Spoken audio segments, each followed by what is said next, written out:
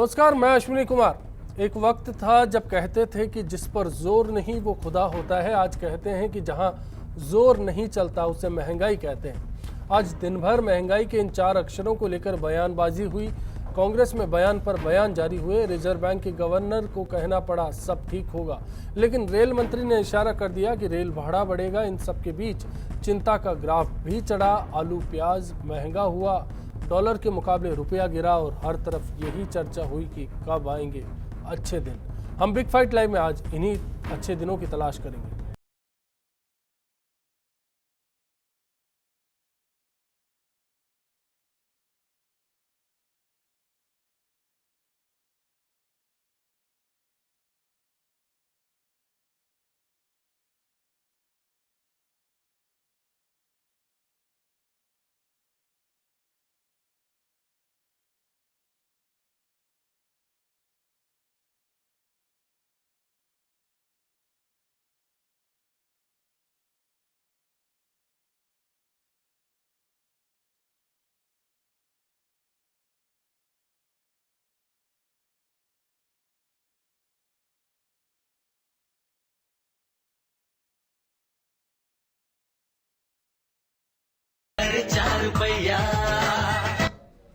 और आज के मुद्दे पर चर्चा के लिए कांग्रेस नेता गिरिराज गर्ग जी हमारे साथ हैं, बीजेपी नेता पूजा कपिल जी हमारे साथ हैं, आम आदमी पार्टी से डॉक्टर राकेश पारीक जी हमारे साथ हैं।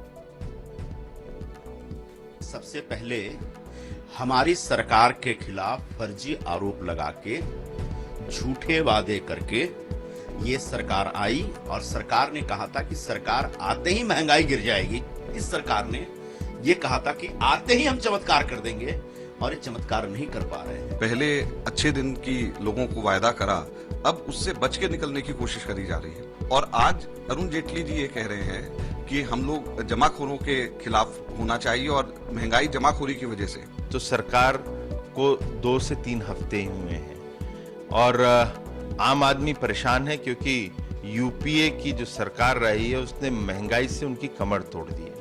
महंगाई एक दिन में या 24 घंटे या एक हफ्ते में नहीं ठीक हो सकती, क्योंकि उसके पीछे कारण बड़े होते हैं। इन्फ्लेशन यानी महंगाई और बढ़ने की बहुत ज्यादा उम्मीद है। कम मॉनसून का इम्पैक्ट, क्योंकि फूड आउटपुट, फूड ग्रेन की प्रोडक्शन कम होने की संभावना है।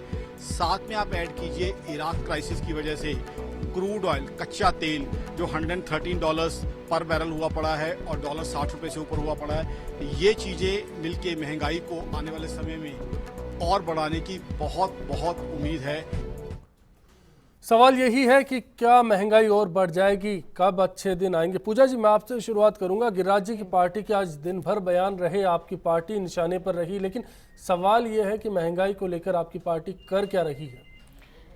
देखिए, मैं जो कांग्रेस ने हमारे लिए जो कमज़ोर एक आर्थिक ढांचा जो छोड़ा है पिछले 10 साल में, आपको याद दिलाना चाहूँगी, सारे कांग्रेस पार्टी वालों को याद दिलाना चाहूँगी जो आज बात कर रहे हैं कि इनके जो मनमोहन जी जो अर्थशास्त्री कहे जाते थे, प्रधानमंत्री जो बने थे, उन्होंने 100 दिन में महंगाई गिराने का वादा किया था और वो 100 दिन करते करते उन्होंने 5 साल निकाल दिए और उसके महंगाई तो गिरा नहीं पाए। स्कैम पे स्कैम वो करते रहे, घोटाले पे घोटाले होते रहे। अभी हमारी सरकार को मात्र 1 महीना भी नहीं हुआ है। आज 17 तारीख है, 26 तारीख को शपथ ग्रहण हुआ था और इतना जरूर कहूँगी कि आप सबको याद है कि एक शपथ के साथ ही रुपये ने अपनी मजबूती की थी। डॉलर के मुकाबले रुपया मजबूत हुआ था और डॉलर गिरा था, लेकिन एक समय तो चाहिए, किसी चीज़ को स्थिर होने के लिए। महंगाई खासकर आज आम आदमी की प्याज और उस पर भी बात हो रही है। तो आप ये बताइए, महाराष्ट्र में नासिक सबसे बड़ा केंद्र है प्याज के लिए और वहाँ कांग्रेस की सरकार है, मजदूर हड़ताल पर गए हुए हैं। क्यों नहीं कांग्रेस सरकार उन लोगों से बातचीत करती है? क्यों नहीं इस चीज़ को आम आदमी के हित में सोच के, वहाँ सरकार तो कांग्रेस की ना, उनको तोड़वाना। ये राज्य सरकार का हस्तक्षेप का मामला है, ये केंद्र का मामला नहीं। राज्य को वहाँ केंद्र के साथ समन्वय स्थापित करके और इस हड़ताल को तोड़वाए। काफ़ी हद तक जिसने कमर तोड़ी, आम आदमी की तोड़ी है, वो चीज़ें सॉल्व होंगी। और जो थोड़ा समय जो आज ये प्रत्यारोप कर रहे हैं, तो इनको ये भी सोचना चाहिए कि इन्होंने 10 साल में जो हमें तोड़ मरोड़ के जो पेश किया है उसको सुधारने में, खड़ा करने में थोड़ा टाइम तो लगेगा। अभी तो 30 दिन भी नहीं लिए अभी हमारी सरकार ने। जी गिरिराज जी, क्या कारण है कि आप बीजेपी को मौका नहीं दे रहे, वार पर वार करते जा रहे हैं? अच्छे दिनों की मांग तो सबकी है, लेकिन आपको लगता है कि अच्छे दिन अब आ जाने चाहिए? बीजेपी के नेता ये कह रहे हैं कि कांग्रेस ने 10 साल में जो आर्थिक ढांचा बिगाड़ के जो इनको दिया था, तो क्या चुनाव के पहले इन्हें मालूम नहीं था इस बात का इन्होंने क्यों जनता को ये बात कही कि हमारी सरकार बनते ही महंगाई कम होगी, भ्रष्टाचार मुक्त शासन होगा, देश के अंदर जो है वो महंगाई की कांग्रेस की देन है महंगाई। आज ये बहानेबाजी जो है वो ये कह रहे हैं कि 1 महीना भी नहीं हुआ केंद्र में। राजस्थान में तो पूरे 6 महीने पूरे हो चुके हैं आपके। 6 महीने के अंदर आपने राजस्थान में क्या उपलब्धि की, कौन सी महंगाई कम की? अभी 3 दिन पहले आपने किसान के डीएपी के कट्टे के ऊपर 11 रुपए बढ़ाए हैं। आप जनता को बरगला के, जनता को झूठे आश्वासन देके और शासन में तो आ सकते हो, लेकिन शासन में आने के बाद में उसको क्रियान्वित करने के अंदर पसीना आता है। आप झूठे वादे कर लिए, आपने आश्वासन दे दिए, जनता को सपने दिखा दिए, सपने बेच दिए, लेकिन उन सपनों को आप कारगर कैसे करेंगे, ये सबसे बड़ी समस्या है आपके सामने। आप 1 महीना की बात कर रहे हैं, आज राजस्थान में 6 महीने के अंदर आपने ऐसा कोई काम नहीं किया कि गरीब आदमी को राहत मिले, मध्यम वर्ग को राहत मिले। आप दिन प्रतिदिन पैसा बढ़ाते जा रहे हैं। आपने सबसे बड़ा उस गरीब के, जो गरीब का बच्चा दूध पीता था, आपने दूध के ऊपर पैसा बढ़ाया, आपने डेयरी के हर उत्पाद पे पैसा बढ़ाया। आपकी नीतियां जो है जनता राजस्थान की देख रही है। यहां तो आपको 6 महीने हो गए, यहां तो 1 महीना नहीं हुआ आपको।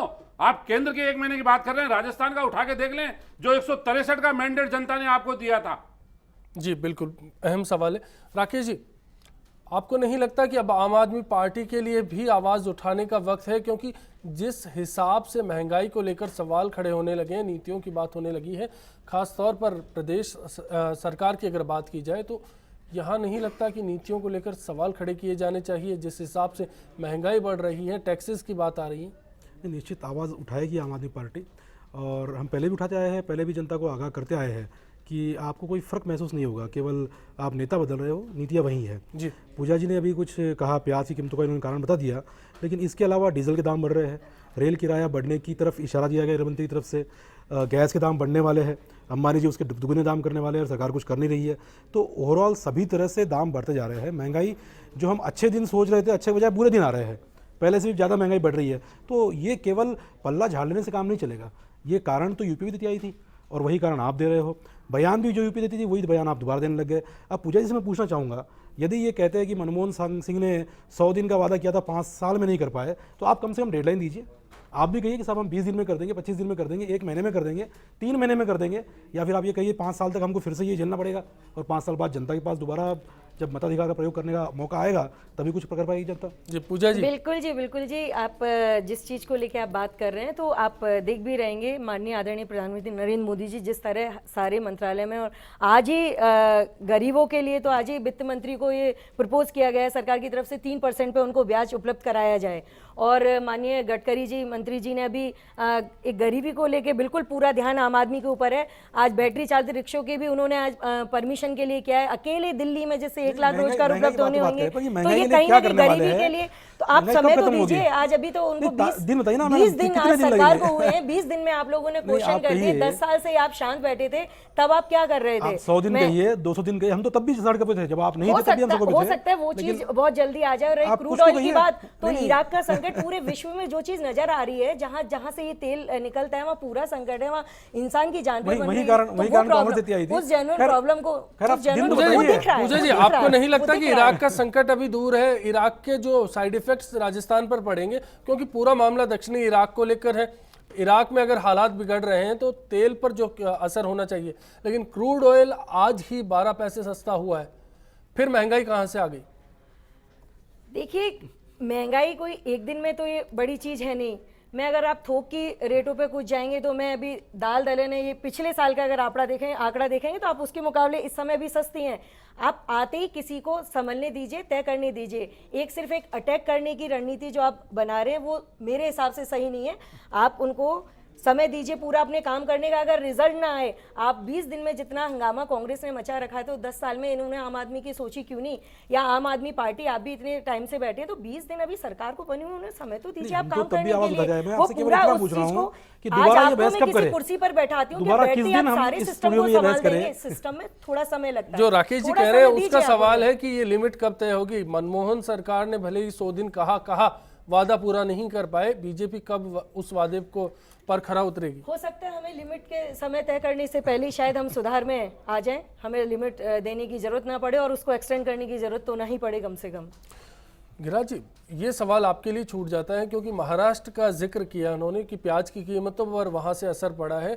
नीतियाँ आपकी पार्टी की खराब थी, अर्थशास्त्री आपके यहाँ बेहतर थे, मोन्टेक सिंह थे, आपके मनमोहन सिंह थे, या फिर चिदम्बरम रहे, प्रणब मुखर्जी जब खुद वित्तीय संभालते थे, तो सबका एक तजुर्बा था अपना। लेकिन उसके बावजूद जो हालात आज देश के हैं, क्या लगता है कि कांग्रेस ही जिम्मेदार है उसके लिए, और वही कारण है कि आज अब मई के बजाय जून में अगर हम लोग महंगाई दर की बात करें तो इजाफा हो गया?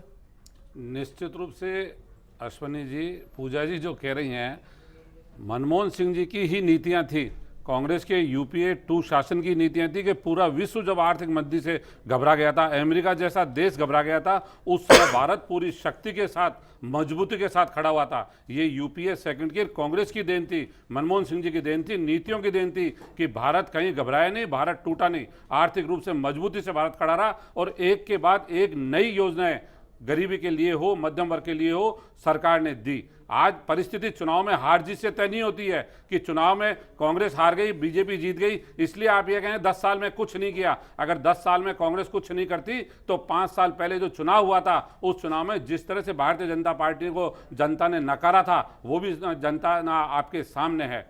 इसलिए क्या है, और आज आप कह रहे हैं कि हमें हो सकता है कि समय निश्चित करना ही नहीं पड़े। समय तो निश्चित है, 5 साल बाद जनता के सामने आपको जाना पड़ेगा, जनता देख रही है। परसों ही आपके प्रधानमंत्री जी ने गोवा में कहा है कि कठोर फैसले लेने पड़ेंगे, जनता को पहले से मन बना लेना चाहिए। हो सकता है बहुत से लोग नाराज हों, ये सब बातें इस बात को इंगित करती है कि देश चलाना आसान नहीं है। भाषण देना तो आसान है, लेकिन शासन में आने के बाद देश की हर समस्या से जूझना और देश को चलाना, उस जनता से जो वायदे किए हैं उन वादों पे खरा उतरना आसान नहीं है।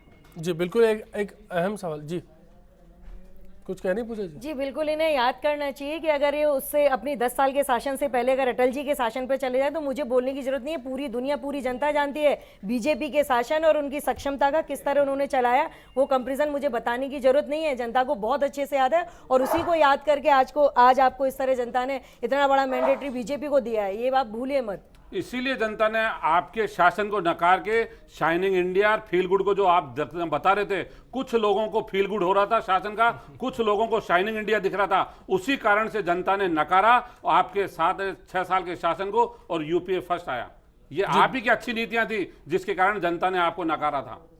चलिए बहस करेंगे इस पर, खास तौर पर बात की जाएगी प्याज की, बात की जाएगी नीतियों की, आखिर क्यों अब भी कीमतों में इजाफा होने का सिलसिला शुरू हो चुका है, अब भी इसको लेकर जो नीति है वो स्पष्ट तौर पर सामने नहीं आ रही। वक्त है ब्रेक का, कुछ ही पल हम लौटते हैं।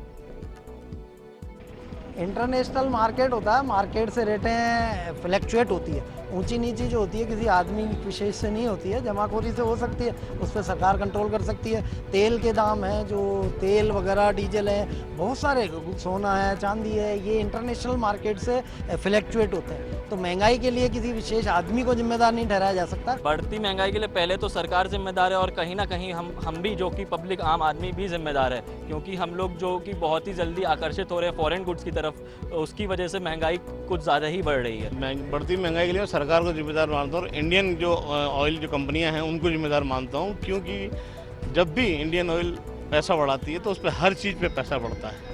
महंगा मतलब सब्जी, ट्रांसपोर्टेशन, हर चीज़ पे महंगाई बढ़ती है, उससे महंगाई पर असर पड़ता है, गरीब जनता पर असर पड़ता है। पेट्रोल डीजल से काफ़ी फर्क, जनता पर काफ़ी असर पड़ता है।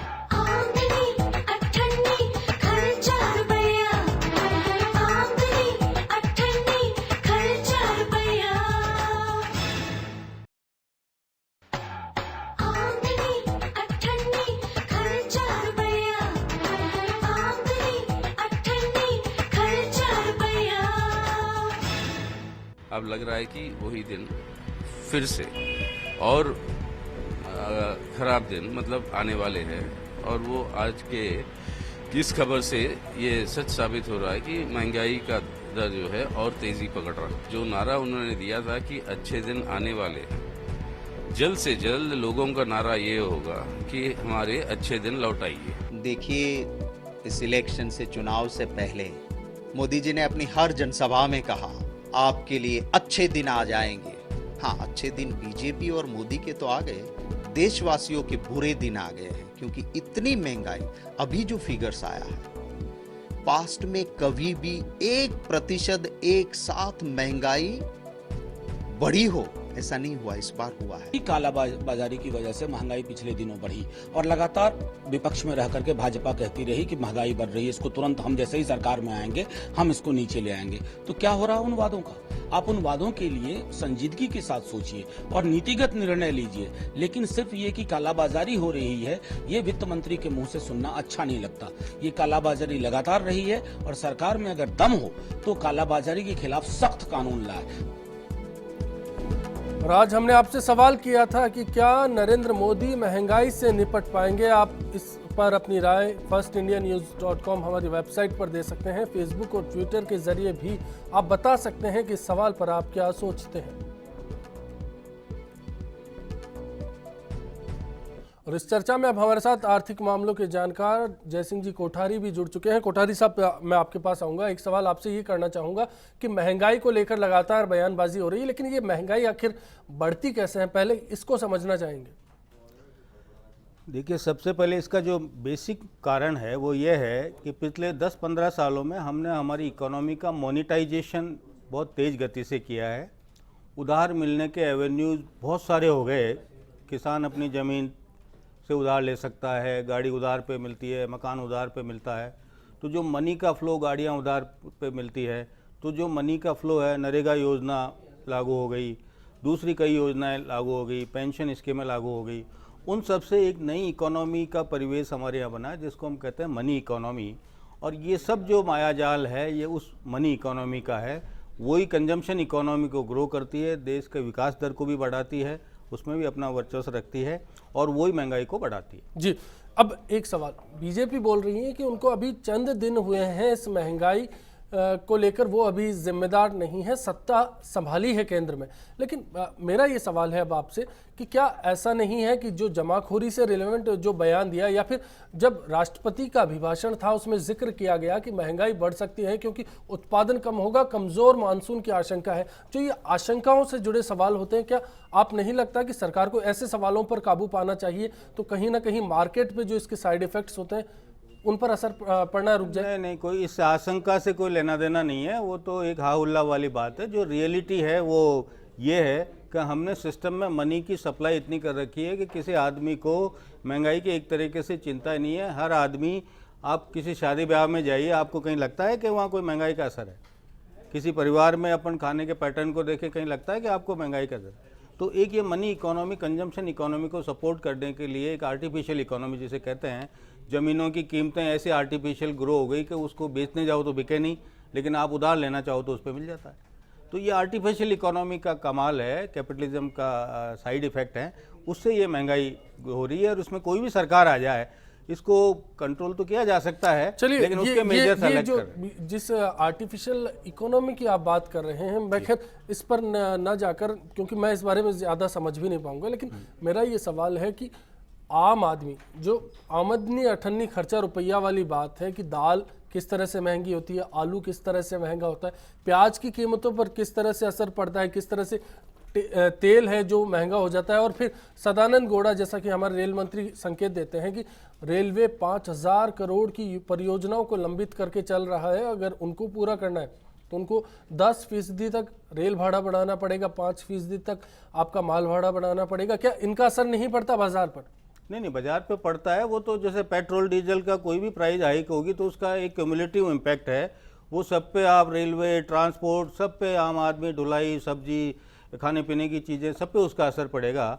लेकिन अब हमारे पास में इसकी एक व्यवस्था है कि हमारे तेल का यहाँ पे उत्पादन नहीं, हम 86% तेल का इंपोर्ट करते हैं। हमारे पास इसका कोई चारा नहीं। या तो उस पर कंट्रोल किया जाए कि उसके कंजम्पशन को कर्व किया जाए।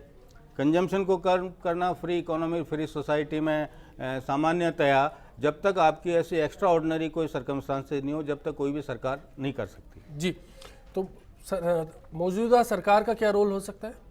मौजूदा सरकार का मेरा यही है कि एक तो नरेगा योजना को थोड़ा सा टिल्ट करे जी, और एग्रीकल्चर की प्रोडक्टिविटी को इस नरेगा योजना को लिंक करें कि, और सपोर्ट प्राइस पे जो ये माल खरीदते हैं उसको अगर आप प्रोडक्टिविटी बढ़ाएंगे कि 1 एकड़ में अभी मान लीजिए आप 5 क्विंटल चना पैदा कर रहे हैं जो 6 क्विंटल चना पैदा करेगा उसी को ये इसका बेनिफिट मिलेगा जी। उससे इस महंगाई पे 4-6 महीने में जाके थोड़ा बहुत कंट्रोल किया जा सकता है। चलिए पूजा जी, अब मैं आपके पास आता हूँ कि जो नीतियों में सुधार की बात है, जो अब तक चला आ रहा है, उसको कैरी करने की जगह अब नई नीतियां लेकर आए जाए, कुछ नए सुझाव दिए जाए और उन पर अमल किया जाए। क्योंकि रघुराम राजन ने आज फूड मैनेजमेंट की बात कही, अगर ठीक से फूड मैनेजमेंट हो तो कीमतों पर काबू पाया जा सकता है। इसको लेकर कुछ कहना चाहेंगे आप? बिल्कुल, ये बात तो 100% है कि नीतियों में थोड़ा सा बदलाव, और सरकार इस पे पूरी तरह से माननीय मोदी जी, प्रधानमंत्री जी इस पे कंसंट्रेट भी कर रहे हैं। कुछ प्लानिंग इस तरह की तैयार की जा रही हैं जहाँ पे चाहे फूड को लेके हर वर्ग के लिए, हर किसी के लिए ध्यान में रखे प्लानिंग सरकार, बीजेपी में इस तरह की पूरी तैयारी है। लेकिन जो मैं आपसे कह रही हूँ, एक समय चाहिए। एक ये बात भी बिल्कुल सच है कि प्री मानसून का एक जो हुआ है कि मानसून कमजोर रहेगा, तो ये सर्वविदित है, सब जानते हैं कि जमाखोरों की एक आदत हो जाती है कि महंगाई बढ़ेगी तो स्टॉक किया जाए। तो जेटली जी के बयान को उस संदर्भ में लिया जाना चाहिए कि उन्होंने इसलिए दिया है कि उसका इफेक्ट पड़ता है, और ये हम सब जानते हैं, उसको हम ना माने क्योंकि बीजेपी की तरफ से बात है तो ये गलत होगा। चलिए, इस पे मैं राकेश जी आपके पास आऊंगा, उससे पहले एक कॉलर हमारे साथ जयपुर से है, सुनीता महावर जी। सुनीता जी बताएं, क्या सवाल है आपका? हाँ, मेरा पूजा जी से सवाल है कि मोदी जी ने जब भाषण दिए तब जनता को बहुत सुहाने सपने दिखाए, अच्छे दिन आने वाले हैं। क्या मोदी जी को तब आभास नहीं था हमारी अर्थव्यवस्था कहाँ है? केवल मात्र 15 दिन में उनको आभास हो गया कि कड़े फैसले लेना पड़ेंगे। और बात करें राजस्थान की, तो राजस्थान में 6 माह हो गए, जनता के हित का एक भी कार्य नहीं किया गया। जो निशुल्क दवा योजना गहलोत जी ने लागू करी थी, आज वहां पर दवाइयां नहीं है। जो पेंशन वृद्ध जनों को, विकलांगों को दी जा रही थी, उसके लिए आज गरीब आदमी दर दर की ठोकरें खा रहा है। जो भी योजनाएं जनहित की लागू की गई थी, उन सबकी समीक्षा के नाम पर, चाहे खाद्य सुरक्षा के अंतर्गत 25 किलोग्राम अनाज पर व्यक्ति देना जो सुनिश्चित किया था, उन सब पर तलवार लटक रही है। उन सबकी समीक्षा के नाम पर आज गरीब आदमी का मजाक उड़ाया जा रहा है, उसकी गरीबी का मजाक उड़ाया जा रहा है। क्या यही आश्वासन थे? क्या यही अच्छे दिन आने वाले थे जो जनता को इन्होंने एक आश्वासन दिया, सुहाने सपने दिखाए? जी सुनीता जी, शुक्रिया सवाल का बताएं। जी सुनीता जी, आपको मैं बताना चाहूंगी कि समीक्षा के नाम पे जो कांग्रेस ने ताबड़तोड़ जो नीतियां लागू की थी, अगर आप बाकी में गरीबों के सच्चे हित को देखना चाहती हैं तो उस अंतिम लाइन तक वो सुविधाएं नहीं पहुंच रही थी, इसलिए सरकार ने समीक्षा के लिए इस चीज को रोका है। आपको कई ऐसे लोगों को पेंशन मिल रही थी जिनके घर में कोई जरूरत नहीं, आवश्यकता नहीं थी। और ये जो आप 25 किलो गेहूं की बात करें तो बीजेपी के टाइम में 35 था, बाद में आपके यहाँ 25 किलो 1 रुपये वाली बात थी, 1 रुपये तक, और उसके बाद में 10 किलो गेहूं दिया जाता था महंगे भाव में। बीजेपी के शासन में 35 किलो गेहूं की छूट थी 1 रुपये किलो के हिसाब से। तो महंगाई कहाँ बढ़ती है? महंगाई वो गरीबों के हित की रक्षा बीजेपी ने ज्यादा की थी। और आप थोड़ा जिस चीज को कह रहे हैं, मोदी जी ने भाषण दिए, सपने दिखाए, सपने उन्होंने खोखले नहीं दिखाए हैं, उन्होंने गुजरात में उस चीज को प्रूव भी किया है। ऐसा नहीं है कि जनता ने देखा नहीं है और जनता केवल उनके कहने बहकावे में आई है। तो मैं आपसे कह रही हूँ कि आप इंतजार करिए, वो गुजरात मॉडल अगर आज दुनिया में छाया है, या जनता ने उसे देखा है, पूरे भारत ने देखा है, या हर गुजरात वासी इस चीज को कहता है कि हाँ मैं खुशहाल हूँ, तो आप उन्हें मौका तो दीजिए उस चीज को आने के लिए। और जो कंपैरिजन आप कांग्रेस और बीजेपी राजस्थान सरकार का कर रही हैं, तो आप थोड़ा सब्र रखिए। हम अंतिम पंक्ति के आदमी तक उस सहायता को, उस मजबूती को, उस आर्थिक मदद तक जरूर पहुंचाएंगे। चलिए ये एक तस्वीर है जो आगे सामने आ सकती है। राकेश जी, जब केजरीवाल पावर क्राइसिस को लेकर, खनिज नीतियों को लेकर प्रधानमंत्री को सुझाव दे सकते हैं, तो क्या कारण है कि महंगाई को लेकर केजरीवाल जी के सुझाव प्रधानमंत्री तक नहीं पहुंच पाते? इस सुझाव नहीं, हम तो मांग करते आए हैं। अश्विनी, यदि आपको याद हो तो मैंने पिछले एक आपके शो में कहा था ये बात कि ये डिपेंड करता है सरकार की प्राथमिकताएं क्या है। अगर अंबानी जी को अपने गैस के दाम 4 से 8 डॉलर कराने हैं तो उसमें इनको समय नहीं लगता, वो सरकार में आते ही तुरंत 2 दिन बढ़ जाते हैं, क्योंकि अंबानी जी का फायदा हो रहा है। जब आम आदमी यहाँ पर करा रहा है तब मोदी जी कहते हैं कि समय लगेगा। तो ये नीतियाँ सरकार की जो है आम आदमी के हित के लिए है या उद्योगपति के हित के लिए, ये सोचना पड़ेगा। और ये हम पहले से लोगों को आगाह करते आए हैं कि यदि ये सरकार आ गई तो आपको जो बुरे अच्छे दिन तो आने दूर की बात है, बुरे दिन आ जाएंगे, और वही हो रहा है। नीतियाँ अलग नहीं है। पूजा जी कह रहे हैं कि अभी बदलाव आएगा, महंगाई कम होगी, कैसे होगी? कोई आप बताइए तो किस तरीके से होगी? आप डीजल के दाम बढ़ा रहे हो, पिछली सरकार में कम से कम डीजल के दाम तो मार्केट तय नहीं करता था, अब ये सरकार उस तरफ जा रही है कि डीजल के दाम भी मार्केट तय करेगा। डीजल में और पेट्रोल में अंतर कितना रह गया है? 60 रुपये, 70, 75 रुपये। तो ये धीरे धीरे डीजल के दाम बढ़ा रहे हैं, डीजल के दाम बढ़ेंगे, गैस के दाम बढ़ेंगे तो अपने आप महंगाई बढ़ेगी, रेल किराया बढ़ेगा, महंगाई बढ़ेगी। तो जो आम आदमी पर असर डालती है उन चीज़ों पर आपका ध्यान नहीं है और आप उल्टा काम कर रहे हो, जिससे कि महंगाई बढ़ती रहेगी। तो देखिए, नीयत सही नहीं है, नीयत इनकी आम आदमी के हित के लिए नहीं है। इनको खुश करना है उद्योगपतियों को, वो करते रहेंगे और आम आदमी को झेलना पड़ेगा 5 जी। साल तक। ये हमारी गलती थी, हमने इनको चुन लिया। मैं गिराज जी के पास आऊँ उससे पहले मैं आपके पास आऊँगा जय सिंह जी। एक खबर आपके अखबार में है, डीजल पर नुकसान अब 1.5 रुपये के करीब रह चुका है। क्या ये जो मुद्दा है ये डीजल की कीमतें बढ़ने के पीछे कारण है, या फिर कहीं ना कहीं जो नीतियां हैं, नीतियों में सुधार लाकर इसकी कोशिश की जा रही है ताकि पेट्रोल और डीजल के बीच का फ़र्क खत्म किया जाए और उसके बाद फिर सुधार की बात की जाए? नहीं नहीं, ऐसा देखो, ये ऐसी आइटम है जिसको हम पैदा नहीं करते, तो इसका इंटरनेशनल मार्केट से इसका लिंक है, हमारे इसका बस में कुछ नहीं है। अगर इसको आपको यूज में लेना है, पैसा बाहर पेमेंट करना है, तो आप इसको मार्केट इकोनॉमी से मार्केट ओरिएंटेड करना पड़ेगा, जैसे पेट्रोल को किया। इसके अलावा कोई और, या फिर ये है कि आप सरकार उसको भुगते, 2 तरीके हैं। तीसरा, कोई पैसा पेड़ के तो लगता नहीं जहाँ से आप तोड़ लो, या तो आप उसको घाटे को सहन कीजिए और या मार्केट के हिसाब से इसको, दुनिया में किसी भी कंट्री में चले जाइए, सब कंट्रीज में आप ये सिस्टम है कि डेली, आप अमेरिका में जाइए, डेली 24 घंटे में पेट्रोल डीजल की प्राइस बदलती है। तो हमारे तो अभी चलो शुरुआत है उसका, 1 महीने में बदलेगी, इसलिए इसके अलावा विकल्प नहीं है। जिस डेवलपिंग इकोनॉमी, जिस सोसाइटी को हमने एक्सेप्ट किया है, जिस व्यवस्था को हमने एक्सेप्ट किया है, उसमें डीजल पेट्रोल को तो डिकंट्रोल करना ही पड़ेगा और करना ही चाहिए। जी गिराज जी, आपसे मैं कमेंट चाहूँगा, उसके बाद ब्रेक पर जाएंगे हम लोग। अश्विनी जी, देश के अंदर जो स्थितियां हैं वो नई नहीं है स्थितियां। जिस तरह से इराक क्राइसिस की बात है, डीजल और पेट्रोल जैसा कोठारी साहब ने कहा कि 86% हम इंपोर्ट करते हैं, तो ये स्थितियां कोई बदलने वाली थोड़ी है। जो सपने जनता को दिखाए थे वो सपने ही तो हैं जी, जो इन्होंने बेचे थे। उसके ऊपर काम करना आसान थोड़ी है। महंगाई जो है वो महंगाई, जब आज जो कह रहे हैं कि महंगाई के लिए कम करने के लिए समय चाहिए, समय तो 5 साल निश्चित है, 5 साल बाद जनता के सामने जाना ही पड़ेगा आपको। आपने जो कहा था, इसका मतलब आपने पहले कोई प्लान नहीं बनाया, आपने कोई रोड मैप नहीं बनाया, आपने कोई नीतियां नहीं बनाई। राकेश जी ने सही कहा कि आपको क्या मालूम नहीं था कि भारत की आर्थिक स्थिति क्या है। चुनाव के पहले आपने स्टडी की क्या, आपने प्लान बनाया क्या? आपने जनता को तो सपने भेज दिए, लेकिन ये नहीं सोचा कि हमारे को शासन अगर मिल गया तो हम इसको इम्प्लीमेंट कैसे करेंगे, जनता के सामने कौन सा ऐसा हम काम करें जिससे महंगाई कम हो। लेकिन वो सब जो है वो जल्दीबाजी में किया हुआ काम है। जनता के सामने लुभावने वादे तो कर दिए, जनता को सब्ज बात दिखा दिए, नौजवान को रोजगार दिखा दिया, गरीब को जो है उसके घर के मकान दिखा दिया, सब कुछ कर दिया, लेकिन अब उसको करने में पसीना आ रहा है। इसलिए निश्चित रूप से जनता इस बात को देख रही है। और आज जो डॉलर की स्थिति वापस जो मजबूत हुई है, ये कह रहे थे कांग्रेस की नीतियों के कारण डॉलर मजबूत हुआ है। अब क्या नीतियां किसकी है? अब आपकी नीतियां लागू करो ना। आप क्यों नहीं लागू कर रहे हो उसको? आप कम करो। 1 जून को 50 पैसे डीजल की पैसे बढ़े।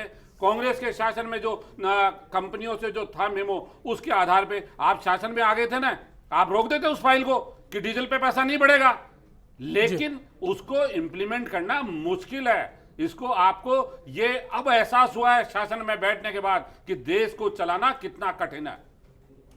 एक कॉलर है हमारे साथ भरतपुर से, प्रदीप कुमार। प्रदीप जी, आपका सवाल बताएं। जी सर, मेरा सवाल सर ये है, सर मैंने सर्वे का रिजल्ट दिया, अभी तक रिजल्ट नहीं आया सर जी। 11 अक्टूबर का एग्जाम हुआ है, सरकार क्या कर रही है क्या नहीं, कब रिजल्ट आएगा पता नहीं। चलिए, ये भी अच्छे और बुरे दिनों से जुड़ा हुआ एक सवाल है, इस पर भी चर्चा करेंगे हम लोग, लेकिन ब्रेक का वक्त है, ब्रेक के बाद लौटेंगे तो इस जवाब के साथ हम लोग वापसी करेंगे। जो महंगाई है वो पेट्रोल डीजल डिसाइड करते हैं, इसमें कोई संदेह नहीं है, सही है। ना ही तो इसको कोई नरेंद्र मोदी सही कर सकता है, क्योंकि ओपेक कंट्रियाँ हैं जो भी है, और आजकल इराक है, ईरान का जो डिस्प्यूट चल रहा है उसमें और भी महंगाई बढ़ने की संभावना है, क्योंकि पेट्रोल की जो सप्लाई है वो डिस्टर्ब होने के पूरे चांसेस है। मुद्दे को लेके मोदी सरकार पूर्ण बहुमत के अंदर सत्ता के अंदर आई, उस मुद्दे से पूर्णतया सरकार कहीं भी नज़र नहीं आ रही है। आम जन महंगाई से इस प्रकार त्रस्त है, इसकी कोई कल्पना नहीं की जा सकती।